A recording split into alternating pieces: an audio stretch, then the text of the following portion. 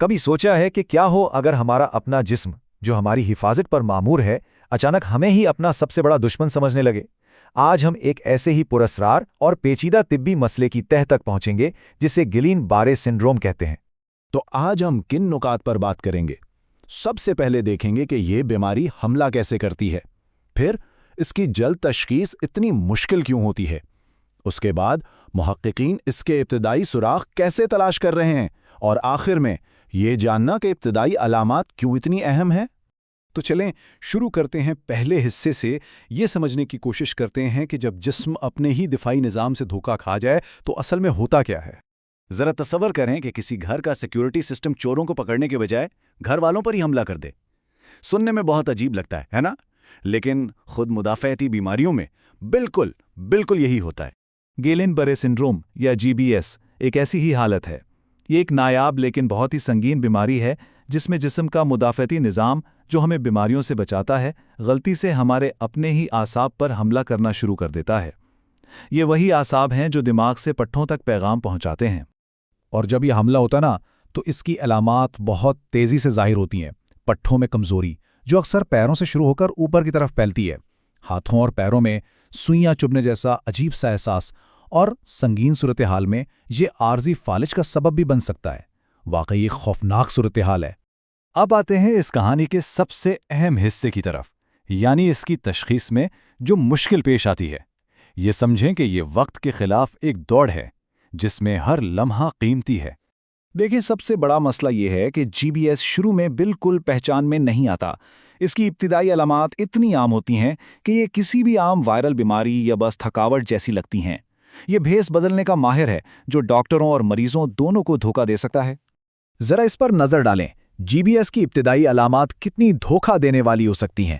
عام کمزوری، جسم میں درد، تھکاوٹ، یہ سب کچھ تو عام فلو میں بھی ہوتا ہے، لیکن ایک بہت بڑا فرق ہے، ایک غیر معمولی جھنجھناہٹ کا احساس۔ اکثر اسی ایک چھوٹی سی علامت کو نظر انداز کر دیا جاتا ہے، اور بس یہی وہ الجھن ہے جو تشخیص میں خطرناک تاخیر کا باعث بنتی ہے۔ تو اس کا نتیجہ کیا نکلتا ہے؟ جب تک یہ سمجھا جا رہا ہوتا ہے کہ یہ شاید صرف فلو ہے، GBS اندر ہی اندر اعصاب کو خاموشی سے نقصان پہنچا رہا ہوتا ہے، اور اس تاخیر کی وجہ سے علاج شروع ہونے میں دیر ہو جاتی ہے، جس کے نتائج بہت سنگین ہو سکتے ہیں۔ تو اس تشخیصی چیلنج سے نمٹنے کے لیے محققین بالکل میڈیکل جاسوسوں کی طرح کام کر رہے ہیں۔ آئیے دیکھتے ہیں کہ وہ اس معمے کو حل کرنے کے لیے کون سے سوراخ تلاش کر رہے ہیں۔ حال ہی میں ایک تحقیق ہوئی ہے جو خاص طور پر اسی مسئلے کو دیکھتی ہے۔ اس تحقیق کا مقصد GBS کی بالکل ابتدائی حالت، جسے ویری ارلی GBS یا VEGBS کہا جاتا ہے، اس کی ایک واضح تصویر بنانا اور اس کی خصوصیات کو سمجھنا تھا۔ تو ان محققین نے دو قسم کے سراغوں کا تجزیہ کیا۔ ایک تو تھی کلینکل خصوصیات، یعنی وہ علامات جو کوئی محسوس کرتا ہے یا ڈاکٹر دیکھتا ہے، اور دوسرا الیکٹرو فزیولوجیکل خصوصیات۔ یہ وہ ڈیٹا ہے جو خاص ٹیسٹوں سے ملتا ہے، جو بتاتے ہیں کہ اعصابی پیغامات جسم میں کتنی تیزی سے سفر کر رہے ہیں، بالکل جیسے بجلی کی تاروں میں کرنٹ دوڑتا ہے۔ اچھا، تو محققین نے کیا کیا؟ انہوں نے GBS کے ابتدائی مریضوں کو اکٹھا کیا، ان کی تمام علامات کو بہت تفصیل سے نوٹ کیا، پھر ان کے اعصابی ٹیسٹ کے نتائج کا تجزیہ کیا، اور آخر میں یہ تعین کیا کہ کون سی ابتدائی علامات سب سے زیادہ عام تھیں۔ یہ ایک منظم جاسوسی تھی۔ اور اس ساری محنت کا حتمی مقصد کیا تھا؟ GBS کے لیے ایک منفرد فنگر پرنٹ بنانا۔ تحقیق سے یہ بات سامنے آئی کہ پٹھوں کی کمزوری کے ساتھ ساتھ مریضوں کی ایک بڑی تعداد میں ابتدائی طور پر حسی علامات یعنی جھنجھناہٹ اور سن ہونا بہت نمایاں تھیں۔ یہی وہ اشارہ ہے جو GBS کو فلو جیسی عام بیماریوں سے الگ کرتا ہے، ایک ایسا پیٹرن جسے ڈاکٹر جلدی پہچان سکیں۔ تو اب بڑھتے ہیں اپنے آخری حصے کی طرف۔ یہ دیکھتے ہیں کہ یہ تحقیق اور یہ سارے سراغ حقیقی دنیا میں کیا معنی رکھتے ہیں۔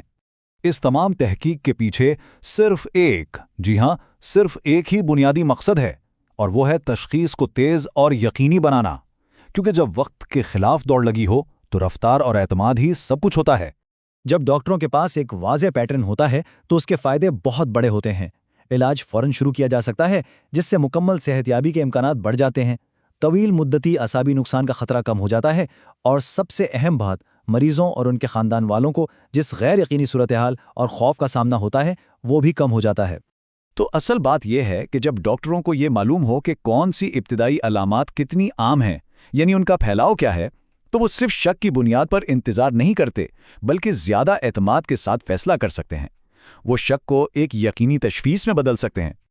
और ये सब हमें एक बहुत बड़े सवाल पर छोड़ जाता है।